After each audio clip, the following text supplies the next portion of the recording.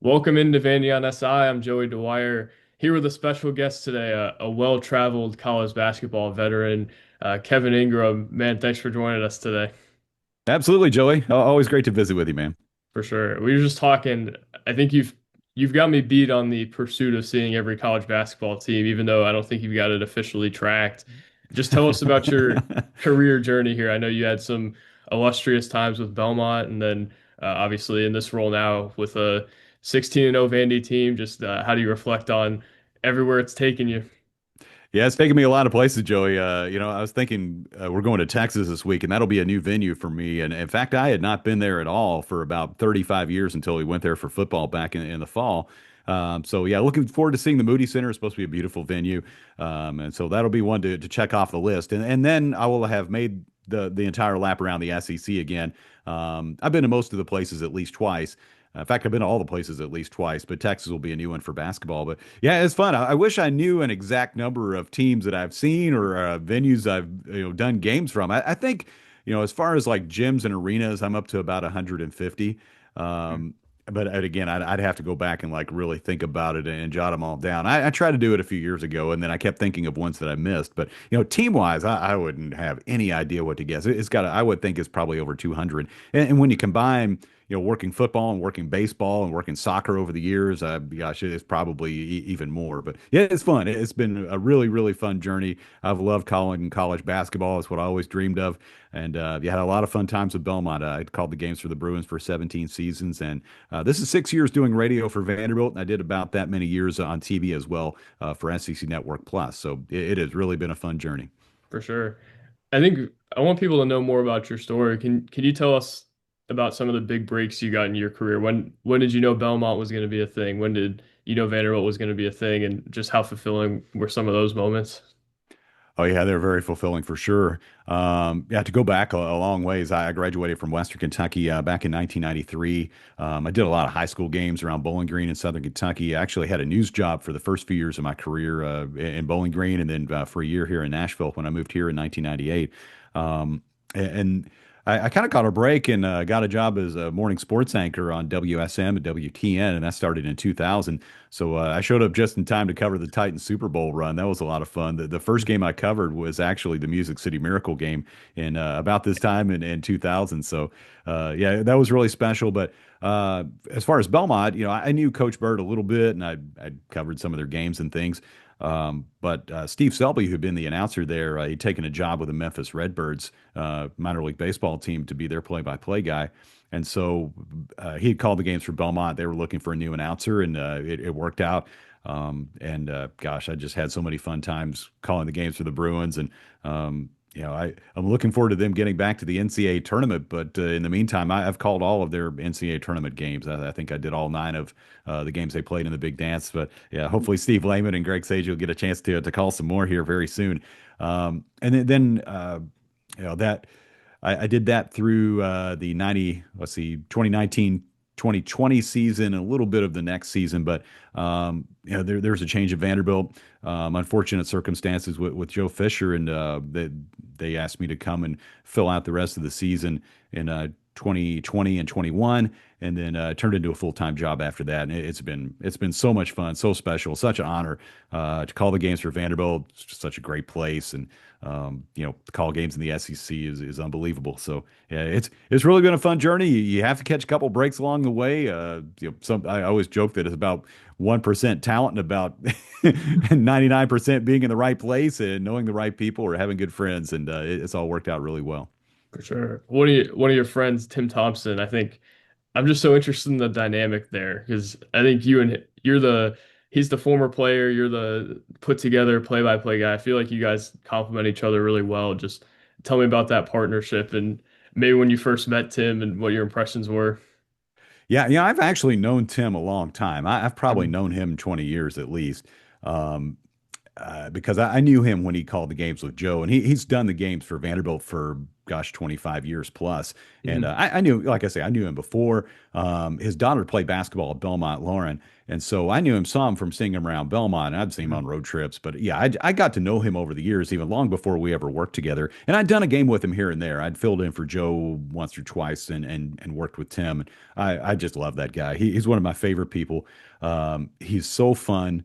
Mhm. We travel together. I mean, we spend so much time together during the basketball season, and he was just a lot of fun to be around, to travel with. We've worked together now for 6 years on the broadcast, and man, every game with him is a blast. But also, he's really, really good at the job.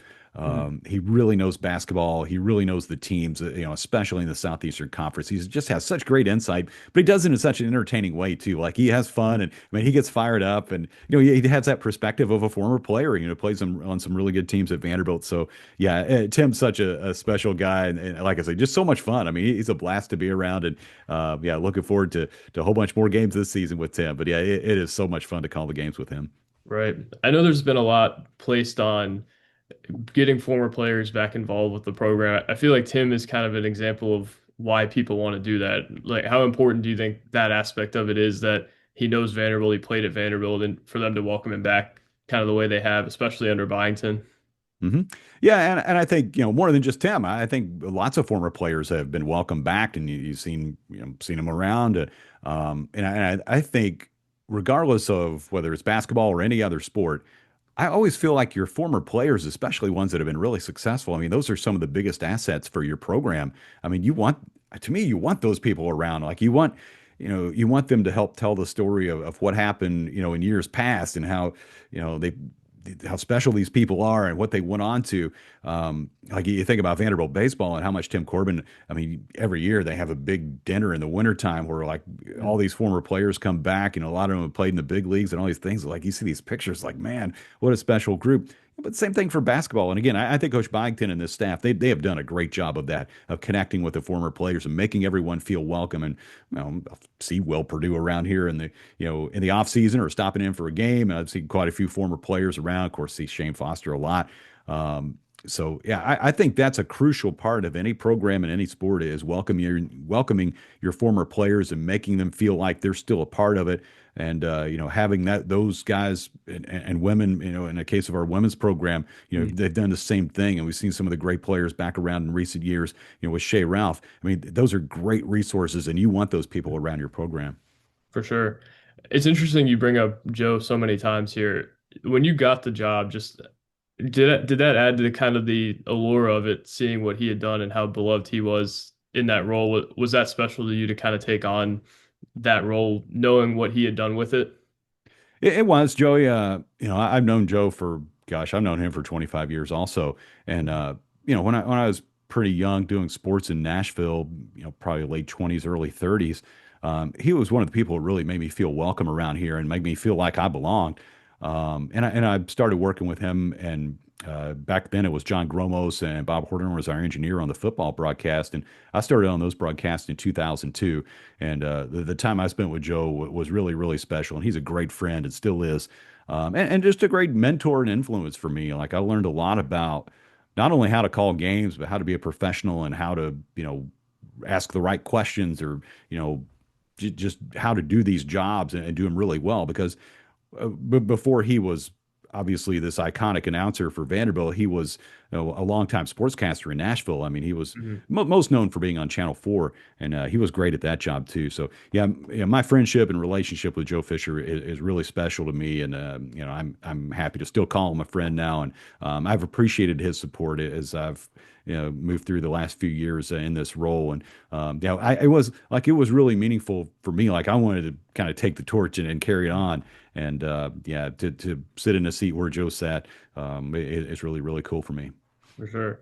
I'm interested. The fan base loves Joe so much still to this day. You see stuff about how much they love him. Like, did you ever, when you got the job, were you ever like, I don't know, like, was there any pressure at all to maybe fill that or to fill the, I guess, seat that he left, or how did you kind of approach all that? Because I know, like, in these roles, sometimes there is a lot of public eye on you.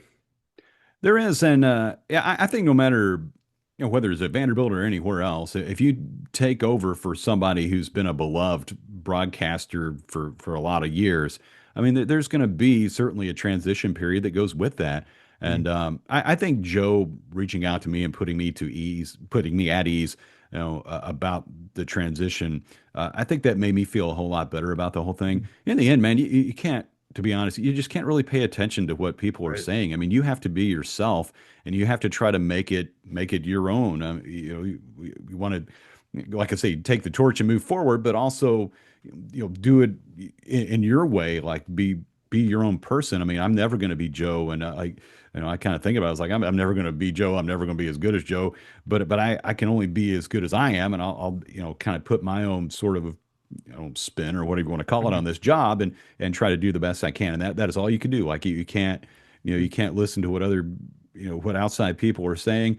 Although I will say I have had a lot of awesome support over these last few years, and I really appreciate how kind everyone has been to me. And um, saying nice things about our broadcast or that they enjoy listening to me. I was in an event last night, a bowling event with the Predators, and had several people come up to me and tell me how much they enjoy listening to our radio broadcast. So that made me feel good. And Mhm. again, yeah, it's never an easy thing taking over for a legendary broadcaster because people make such connections to those people. I mean, they just feel like they're almost like part of their family.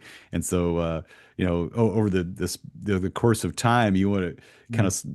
of you hope you make that same connection. And people tell me it's like, yeah, we turn down the TV sound and listen to the radio, and that nobody, I don't know that anybody could say anything any nicer to me than Yeah. that, because that's what I did when I was a kid. I would turn down the TV sound and listen to radio broadcasts. So yeah, it it's interesting and challenging at times, but again, you know moving forward here, I've appreciated really all the kind words and support that I've received. For sure. What are the other best compliments you can get as a radio guy? Uh, I don't know. People talk about painting the picture, or Mhm. they'll tell you some fun experience they had listening to you call a game. Last year when we were playing in the NCAA tournament up in Cleveland, that game was in the afternoon, so a lot of people were out in their cars, and I had quite a few people say, there's somebody told me that uh, there was one three that was a big play, and it's like I got so excited when I was listening to this, I had to just pull the car off to the side of the road and just sit and listen to the game for a while. I love hearing those things. I love hearing people's stories and about where they were for a certain play, and it was the same. Like going back to Belmont is kind of a lot of the same thing. We won.